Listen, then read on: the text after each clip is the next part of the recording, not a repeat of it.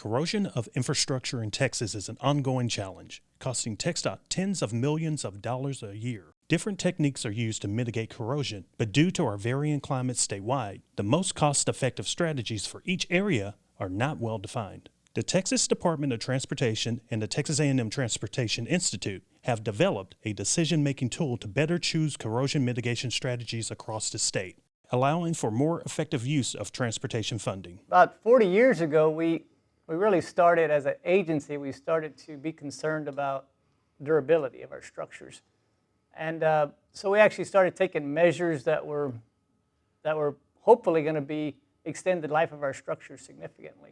Corrosion is a big issue, and it also causes a lot of cost to infrastructure. And TxDOT wants to have a tool in order to determine what is a good corrosion prevention and mitigation method for their bridges.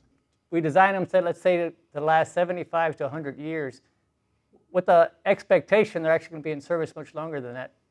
So we're looking at bridges in this project 20 to 35 years old.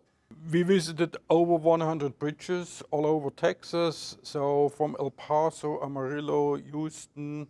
We visited bridges in Corpus Christi, Austin, San Antonio, and we took a lot of non-destructive measurements like ultrasonic, like ground penetrating radar, like infrared thermography.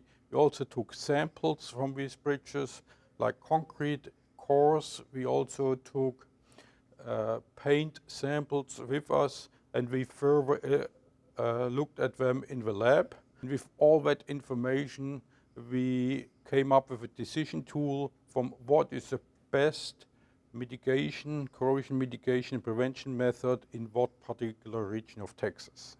We see that certain areas of the state obviously have a longer life expectancy, just based on pure looking at the numbers. The panhandle of the state is by far the most severe exposure condition we have in the state. So the researchers did focus a lot of the attention on the panhandle in North Texas, and then particularly we wanted to look in the kind of the northeast quadrant of the state, because we think of the issue of having higher moisture in that area is also a durability concern, especially with some of the reinforcement that we've used in our concrete.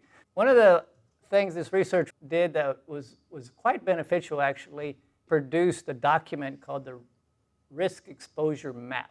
That document will be something that all districts will be able to have access to, will be part of potentially our bridge design manual. Having this decision tool gives Texas the opportunity to pick the most cost-effective corrosion prevention and mitigation technique for the bridges, and that leads to less maintenance. It leads to less potential traffic or closures of bridges, and therefore less traffic jams. For more information and to find the publication for this project, please visit the TxDOT Research Library at the link shown below.